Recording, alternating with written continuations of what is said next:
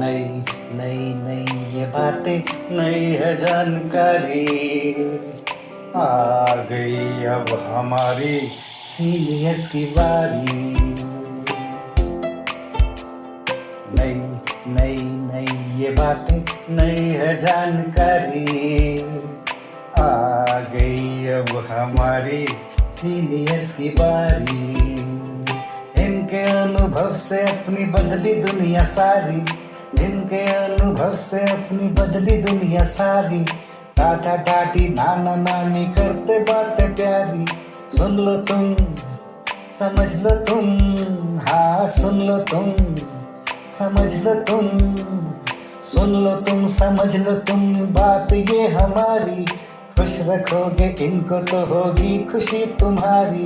नई बातें हैं ये देखो, नई जानकारी, आ गई अब हमारी सीनियर्स की बारी।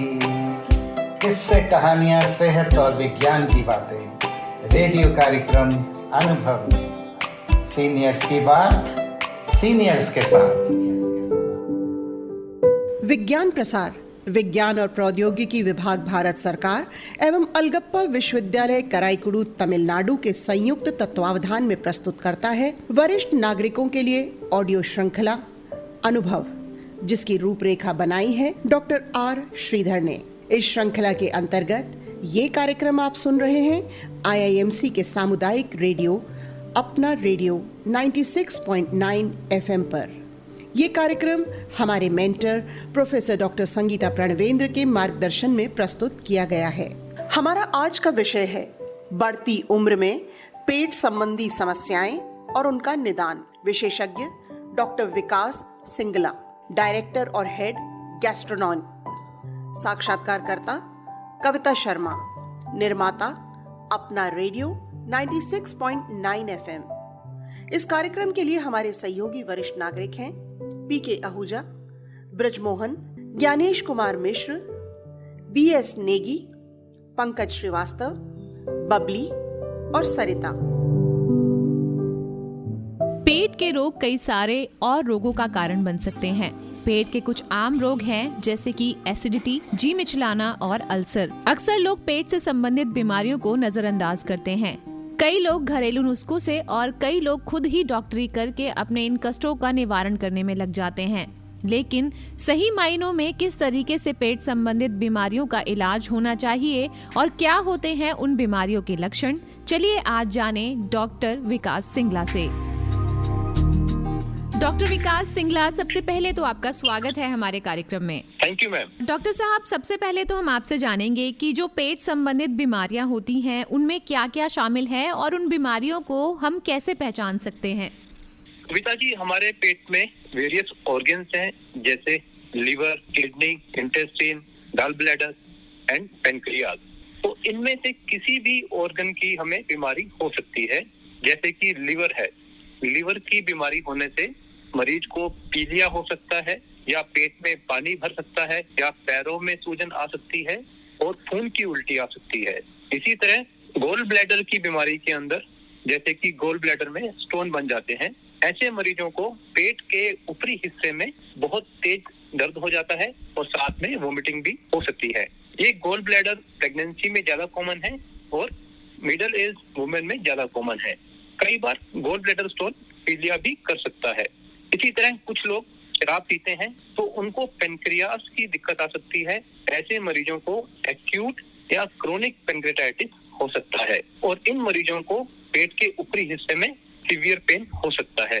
और यदि किसी को इंटेस्टाइन की बीमारी है, आंतों की बीमारी है, तो ऐसे मरीजों को या तो कॉन्स्टिपेशन हो सकता है या सीवियर डायरिया हो जाता है और मरीज को स्टूल के अंदर ब्लड भी आ सकता है। और हमारा कुछ डाइट चेंज होने से जो बड़ी आंत के अंदर कैंसर की संभावना भी हो सकती है। यदि मरीजों को बड़ी आंत का कैंसर है, ऐसे मरीजों को खून की कमी हो सकती है या फिर मोशन में ब्लड आ सकता है। जी, तो अगर आम तौर पर कहा जाए तो पेट से संबंधित जो रोग हैं उनको हमें नजरअंदाज बिल्कुल भी नहीं करना चाहिए, क्योंकि कहीं ना कहीं वो हमें कुछ ना कुछ बड़ा संकेत जरूर देते हैं।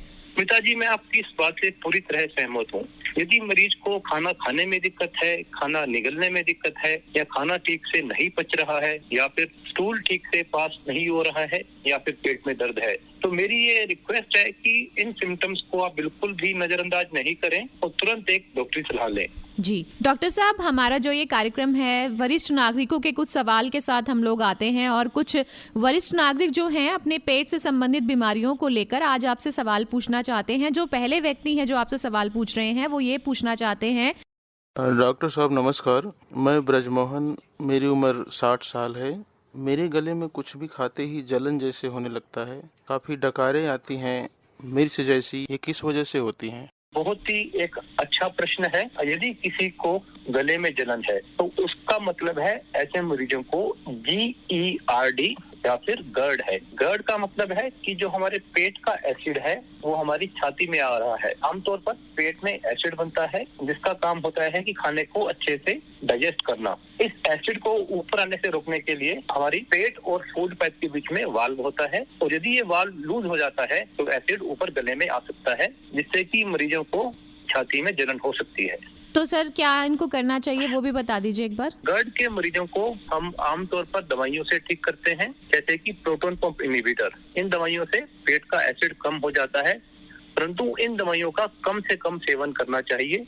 यदि मरीज को साथ में खाना निगलने में दिक्कत भी हो रही है या फिर लंबे टाइम से दिक्कत हो रही है तो ऐसे मरीजों की हम एंडोस्कोपी करने की सलाह भी देते हैं। तो कहने की बात है कि GERD को आमतौर पर हम लाइफस्टाइल चेंज करने से और दवाइयों से कंट्रोल कर सकते हैं। यदि मरीज स्मोकिंग करते हैं या चॉकलेट ज्यादा खाते हैं या चाय या कॉफी ज्यादा पीते हैं, इन चीजों को अवॉइड करना चाहिए और डिनर और बेड टाइम में कम से कम 2 घंटे का गैप रखना चाहिए। जी डॉक्टर साहब, अपने अगले सवाल की ओर हम बढ़ेंगे। हमारे अगले वरिष्ठ नागरिक का जो सवाल है वो जुड़ा है गैस से, क्योंकि गैस तो सर एक बहुत नॉर्मल सा प्रॉब्लम है जो मेरे को लगता है हर किसी इंसान के साथ होता ही है कभी ना कभी।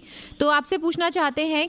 मेरा नाम PK आहूजा है, मेरी उम्र इस टाइम 71 है और मुझे काफ़ी समय से पेट से संबंधित परेशानी है और मेरे पेट में बहुत ज़्यादा गैस बनती है और खाना खाते समय भारीपन होता है छाती में। मुझे इसके लिए क्या करना चाहिए? गैस कोई बीमारी नहीं है। हमारे पास काफी मरीज आते हैं जो गैस की कंप्लेंट करते हैं। तो इस गैस के कई मतलब होते हैं। कुछ लोग बोलते हैं कि उनको खाना खाने के बाद पेट फूल जाता है, या कुछ कहते हैं कि उनको खाना खाने के बाद डकारें आती हैं, या किसी किसी को छाती में दर्द होता है। आपको हैरानी होगी कि कुछ लोग जिनको की हार्ट अटैक आता है वो भी गैस की कंप्लेंट करते हैं। तो यदि गैस की दिक्कत चेस्ट में ज्यादा हो रही है और चलने फिरने पर हो रही है तो ऐसे मरीजों को तुरंत कार्डियोलॉजिस्ट से मिलना चाहिए। दूसरी तरफ अगर मरीज को लगता है कि पेट में ज्यादा गैस बन रही है, पेट फूल रहा है, तो इसके कई कारण होते हैं। या तो पेट सुस्त पड़ गया है, आमतौर पर उम्र बढ़ने के साथ पेट की मूवमेंट कम हो जाती है, इससे हमारे पेट में गैस रुक जाती है जिससे कि मरीज को डकारें आती हैं और पेट फूलने की संभावना होती है। इसके अतिरिक्त यदि पेट में पानी भर गया है तो ये भी एक गैस का सिम्टम हो सकता है। आमतौर पर गैस के मरीजों को हम सलाह देते हैं कि उन्हें कम से कम डेली 1 घंटे नियमित तौर पर वॉक करनी चाहिए। वॉक करने से हमारी इंटेस्टाइन की मूवमेंट बढ़ती है और गैस की समस्या कम हो सकती है। इसके अतिरिक्त कुछ खान पान जैसे कि मिल्क को डाइजेस्ट करना मुश्किल होता है। मिल्क के अंदर एक लैक्टोज शुगर होती है, इस शुगर को डाइजेस्ट करना मुश्किल होता है जिससे कि मरीजों को गैस बनती है। तो हम सजेस्ट करते हैं कि मिल्क प्रोडक्ट्स को अवॉइड करना चाहिए। मिल्क एंड पनीर, इन चीजों को अवॉइड करना चाहिए। ऐसे मरीज कर्ड ले सकते हैं या फिर योगर्ट ले सकते हैं। और जैसे कि कुछ और फूड आइटम, एग और नॉन वेज, इनको भी डाइजेस्ट करना मुश्किल होता है, तो ऐसे फूड को भी अवॉइड करना चाहिए। तो मैं कहना चाहूंगा कि फिजिकल एक्टिविटी से और डाइटरी रेस्ट्रिक्शन से हम गैस को काफी हद तक कंट्रोल कर सकते हैं। और यदि फिर भी गैस ठीक नहीं हो रही है तो हमें मरीज की जांच करनी चाहिए। जी डॉक्टर विकास, आपने बहुत ही अच्छी जानकारी दी है। अगले सवाल की ओर हम बढ़ेंगे और अगले जो हमारे वरिष्ठ नागरिक हैं उनका सवाल ये है कि डॉक्टर साहब, मैं ये जानना चाहता हूँ कि जैसे कि मेरा जो एज है उसमें मुझे एसिडिटी बहुत होती है, तो इसका कारण क्या है? एसिडिटी के जो कारण है, यदि चेस्ट के अंदर एसिडिटी है तो ये रिफ्लक्स डिजीज है। पेट का एसिड ऊपर छाती की तरफ मूव कर रहा है। और यदि पेट के अंदर एसिडिटी है तो मरीज को H पाइलोरी की इन्फेक्शन हो सकती है, या पेट में अल्सर हो सकता है, या फिर कुछ मरीजों को पेट का कैंसर होने से भी एसिडिटी हो सकती है। डॉक्टर साहब, लेकिन एसिडिटी सिर्फ वरिष्ठ नागरिकों के लिए एक समस्या नहीं रहती है, इससे कोई भी जूझता है। किसी भी एज के व्यक्ति को क्या ये प्रॉब्लम हो सकती है? कविता जी, मैं आपकी बात से बिल्कुल सहमत हूँ। एसिडिटी किसी भी उम्र में हो सकती है। अब हम देखते हैं कि काफी यंग लोग हमारे पास आते हैं जिनको एसिडिटी की दिक्कत है। इसका एक कारण है लाइफस्टाइल चेंज हो जाना। आप मेरी बात से बिल्कुल सहमत करेंगी, हमारी लाइफ के अंदर स्ट्रेस बढ़ता जा रहा है और हमारी जो फूड हैबिट्स है वो भी चेंज होती जा रही है। हमारा जो फूड है ये ज्यादा वेस्टर्न होता जा रहा है, ये भी एक कारण है एसिडिटी या गैस होने का। तो सर फिर इसे लाइटली नहीं लेना चाहिए, इसके लिए डॉक्टर का परामर्श जरूर लेना चाहिए। बिल्कुल, सबसे पहले आपको अपनी जिंदगी का तनाव कम करना है, आपको फिजिकल एक्टिविटी स्टार्ट करनी है और बाहर का खाना अवॉइड करना है। यदि आप इन 3 चीजों को फॉलो करते हैं 90% पेशेंट्स की हम गैस और एसिडिटी का इलाज कर सकते हैं। यदि इससे भी समस्या का निदान नहीं हो रहा है, आपको तुरंत डॉक्टर से मिलना चाहिए। हम अगले प्रश्न की ओर बढ़ेंगे। अगला जो सवाल है वो वरिष्ठ नागरिक आपसे पूछना चाहते हैं। डॉक्टर साहब नमस्ते, ज्ञानेश कुमार मिश्रा। कुछ दिन पहले मुझे मोशन में खून आने लगे, चेक करवाया तो आंतों में इन्फेक्शन निकला। दवाई चल रही है डॉक्टर साहब, क्या मैं सही हो जाऊंगा? किस तरह की सावधानियां रखनी चाहिए डॉक्टर साहब?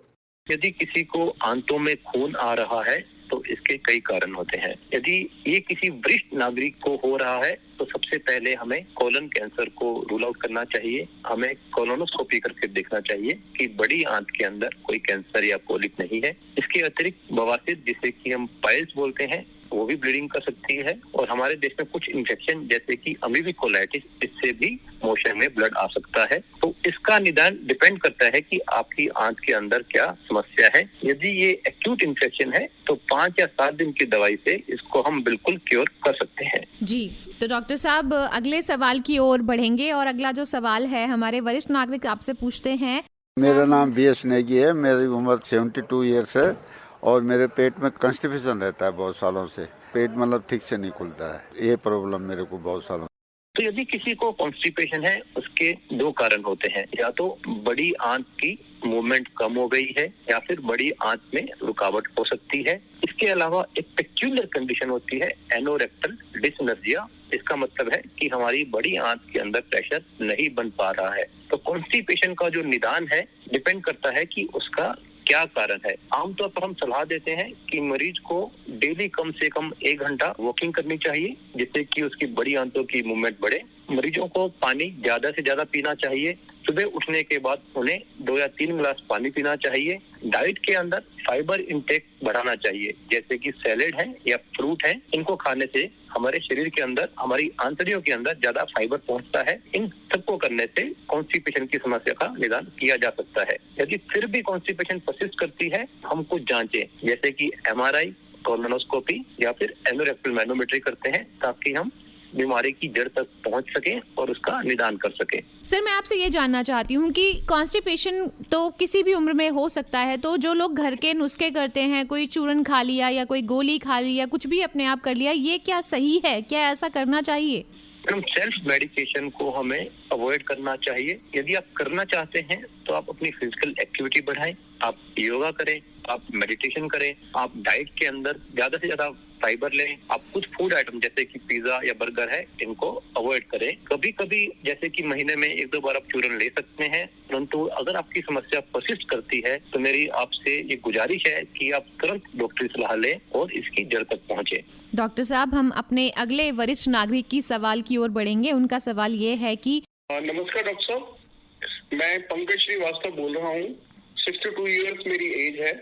डॉक्टर साहब, मैं सुबह जैसे दूध पीता हूँ तो उसके बाद में ना मुझे तुरंत प्रेशर बन जाता है, तो इसकी वजह से क्या मुझे दूध छोड़ देना चाहिए? बहुत ही अच्छा प्रश्न है। जैसा कि मैंने पहले बताया, दूध के अंदर एक शुगर होती है जिसे हम लैक्टोज बोलते हैं। कुछ मरीजों को उम्र के साथ लैक्टोज इंटॉलरेंस हो जाती है जिससे कि हम दूध को डाइजेस्ट नहीं कर पाते और इससे गैस बनती है। यदि ऐसे मरीज को दूध से समस्या है, उन्हें दूध को अवॉइड करना चाहिए और ये मरीज दही या फिर लस्सी ट्राई कर सकते हैं। आमतौर पर मरीजों को लगता है कि उन्हें दूध से कैल्शियम मिलता है, तो मैं कहना चाहूंगा कैल्शियम दही और लस्सी में भी उतनी ही मात्रा में है, तो आप दूध छोड़कर दही या लस्सी का सेवन कर सकते हैं। यदि फिर भी आप दूध का सेवन करना चाहते हैं, आजकल कुछ टैबलेट्स आ गई हैं जिनके अंदर लैक्टेज नाम का एंजाइम होता है, तो आप दूध पीने से पहले ये टैबलेट ले सकते हैं। डॉक्टर साहब, हमारा जो अगला प्रश्न है। मेरा नाम बबली है, मेरी उम्र 61 है। मेरे पेट में आए दिन गैस की प्रॉब्लम बहुत रहती है, तो इसके लिए मुझे क्या करना चाहिए? मैडम, अगर मरीज को गैस के साथ दर्द होता है, इस समस्या को बिल्कुल भी इग्नोर नहीं करना चाहिए। इसका मतलब है कि आंतों के अंदर कोई ऑब्स्ट्रक्शन हो सकती है। ऐसे मरीजों के लिए मैं रिकमेंड करता हूं उनको कोलोनोस्कोपी और सीटी स्कैन करवा के देखना चाहिए, कहीं आंतों में कोई रुकावट तो नहीं है। इनको मैं सलाह दूंगा कि तुरंत किसी गैस्ट्रोएंटरोलॉजिस्ट से संपर्क करें। जी डॉक्टर साहब, अभी आपने अपनी चर्चा में बताया कि गैस की समस्या तो बहुत आम है, घबराने की जरूरत नहीं है। और जब गैस पास करते हैं, चाहे बच्चा हो या बड़ा हो, अक्सर हमने सुना है कि अच्छा है, खाना डाइजेस्ट हो रहा है, खाना हमारा ढंग से डाइजेस्ट हो रहा है। लेकिन सर, अभी आपने बोला कि अगर वो जो पेन है वो अगर आपकी चेस्ट में जा रहा है तो वो घातक हो सकता है। तो सर, जो गैस का दर्द है, क्या वो चेस्ट में या पीछे बैक में या वो कहाँ हमें हो सकता है? हमें तो यही पता है कि पेट में ही होता है। मैडम, मैं ये बताना चाहूंगा, अगर किसी मरीज को छाती के अंदर सिम्टम आ रहे हैं, छाती में गैस बन रही है, छाती में भारीपन है, ऐसे सिम्टम को बिल्कुल भी इग्नोर नहीं करना चाहिए। मैंने बहुत से मरीज देखे हैं जो मेरे पास गैस की समस्या लेकर आते हैं। जब हम इनको चेक करते हैं तो इनको हार्ट की समस्या निकलती है। तो प्लीज मेरी रिक्वेस्ट है, छाती के सिम्टम को कभी नजरअंदाज नहीं करें। हाँ, मैं आपकी बात से सहमत हूँ, कुछ मरीजों को छाती में गैस बन सकती है, जिसका कारण मैंने पहले बताया, रिफ्लक्स डिजीज हो सकता है। इसके अलावा गैस के मरीजों को कमर के अंदर या बाजुओं के अंदर दर्द भी हो सकता है। डॉक्टर साहब, अगला जो हमारा सवाल है वो सभी की सेहत से जुड़ा है। डॉक्टर साहब, उम्र बढ़ती है तो बहुत सारी समस्याएं वैसे भी हमारे सामने आती हैं, लेकिन पेट सही रखने के लिए हमें किस तरह के आहार का सेवन करना चाहिए? कविता जी, अगर किसी को अपना पेट स्वस्थ रखना है, मेरे पास उनके लिए 2 सुझाव हैं। एक तो मैक्सिमम फिजिकल एक्टिविटी करें। आप उम्र बढ़ने के साथ अपनी एक्टिविटी भी बढ़ाएं। मैं ये कहना चाहूंगा, 40 साल के बाद हमें अपने शरीर का ज्यादा ध्यान रखना चाहिए। हमें डेली 1 या 2 घंटे कुछ ना कुछ फिजिकल एक्टिविटी करनी चाहिए। डाइट के अंदर हमें अपना डाइटरी पैटर्न चेंज करना चाहिए। हमें एक साथ ज्यादा खाना नहीं खाना चाहिए। हमें अपनी मील्स को दिन में 5 या 6 बार डिवाइड करना चाहिए। एक बार में हमें कम खाना खाना है और हमें अपने डाइट के अंदर ज्यादा फाइबर लेना है। जैसा कि मैंने पहले बताया, हमें फ्रूट और सैलेड ज्यादा लेना है, दही या छाछ या लस्सी इनको भी ज्यादा लेना है। डॉक्टर साहब, अगले सवाल की ओर बढ़ेंगे। हमारा अगला सवाल है वरिष्ठ नागरिक का। डॉक्टर साहब, मेरा नाम सरिता है, मैं 62 साल की हूँ। जब भी कुछ भी थोड़ा ज्यादा होता है तो उल्टी और जी मचलाना शुरू हो जाता है, ऐसा क्यों होता है? यदि किसी की उम्र ज्यादा है और उल्टी की सेंसेशन हो रही है, इसके 2 या 3 कारण है। सबसे पहला होता है गैस्ट्रोपैरेसिस। स्टमक हमारा एक फूड बैग होता है। जब हम खाना खाते हैं, ये स्टमक में जाकर स्टोर हो जाता है। इसे हम फूड बैग भी बोलते हैं। यदि किसी को डायबिटीज है, डायबिटीज होने से स्टमक की मूवमेंट कम हो जाती है, जिससे कि उनको लगता है कि पेट भारी हो गया है और उल्टी की सेंसेशन हो जाती है। इसके अलावा अगर पेट के अंदर अल्सर बन गया है या पेट में कोई ट्यूमर बन रहा है, इससे भी वोमिटिंग हो सकती है। जी तो साहब, हमारा पेट कभी खराब हो ही ना, हम हमेशा ठीक से काम करें हमारा पेट, तो हमें क्या करना चाहिए, प्लीज बताइए। मैं कहना चाहूंगा, हमारा पेट हमारी एक कार की तरह है। यदि आप इसका प्रोफिलैक्टिकली ध्यान रखेंगे तो ये बिल्कुल सही तरह से काम करेगा। जैसा मैंने पहले बताया, आप प्लीज फिजिकल एक्टिविटी करें और उसके अलावा डाइट पर ध्यान दें। एक बार में खाना कम खाएं और बार बार खाएं। ये सबसे बड़ा मंत्र है पेट को हेल्दी रखने का। और हमें खाना इस तरह खाना चाहिए जैसे कि हम दवाई खा रहे हैं, नहीं तो हम दवाइयाँ ऐसे खाएंगे जैसे कि हम खाना खा रहे हैं। तो कम खाना है और ज्यादा चलना है। ये 2 मंत्र हैं पेट को स्वस्थ रखने के। डॉक्टर साहब, बहुत बहुत धन्यवाद, आपने इतने सारे सवालों के जवाब दिए। लेकिन जाने से पहले एक सुझाव जो है आपका, न सिर्फ वरिष्ठ नागरिकों के लिए बल्कि हमारे सभी सुनने वालों के लिए, क्या होगा पेट से जुड़ी बीमारियों को लेकर?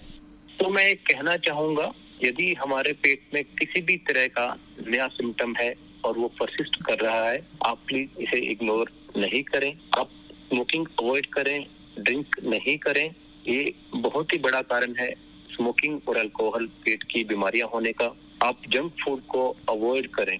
आप महीने में 1 या 2 बार पार्टी कर सकते हैं, बाहर खाना खा सकते हैं, परंतु मेरी आपसे रिक्वेस्ट है कि आप जंक फूड अवॉइड करें। और जैसे कि हमारी पुरानी फूड हैबिट्स हैं, हम उनकी तरफ चलें। हम घर का खाना खाएं, ज्यादा फाइबर लें। इन सबको फॉलो करने से हम अपने पेट को स्वस्थ रख सकते हैं और हमें ओबेसिटी से भी लड़ना है। यदि किसी का वजन ज्यादा है तो ऐसे मरीजों को पेट की बीमारी होने का रिस्क ज्यादा होता है। अपना वजन नहीं बढ़ने दें। ये सब मंत्र हैं हमें हेल्दी रखने के। जी डॉक्टर विकास सिंगला जी, आप हमारे कार्यक्रम में आए, आपने हमसे बात की, बहुत बहुत धन्यवाद सर। धन्यवाद कविता जी। तो दोस्तों, जिस तरह से डॉक्टर विकास ने कहा कि जो हमारा पेट है वो एक मशीन की तरह है, उसे एक कार की तरह समझिए, टाइम टू टाइम उसकी सर्विस होनी ज़रूरी है, उसे कम से कम बाहर के खाने से भरिए और जितना हो सके अच्छा आहार, अच्छी डाइट, अच्छे लाइफस्टाइल की ओर बढ़िए और दिन में वॉक ज़रूर करिए। जैसा डॉक्टर साहब ने कहा, कम से कम 1 घंटा वॉक करने से हमारा जो पेट है वो बिल्कुल ठीक रहेगा, हमें कम से कम समस्याएं घेरेंगी। इन्हीं शब्दों के साथ कि खुश रहिए, स्वस्थ रहिए, कविता शर्मा को दीजिए अनुमति। सुनते रहिए अपना रेडियो 96.9 FM। नमस्कार।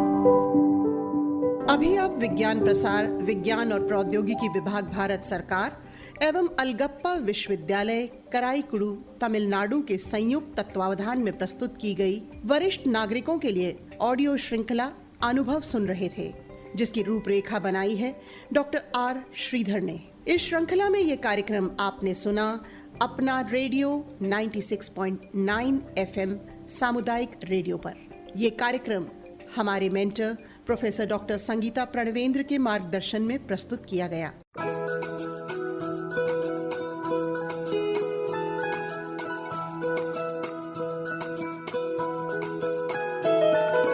मेरी ख्वाहिशें, मेरे अरमान, मेरा बस यही सपना, जिंदगी में हर कोई समझे हम सफर मुझे अपना अपना, बस अपना।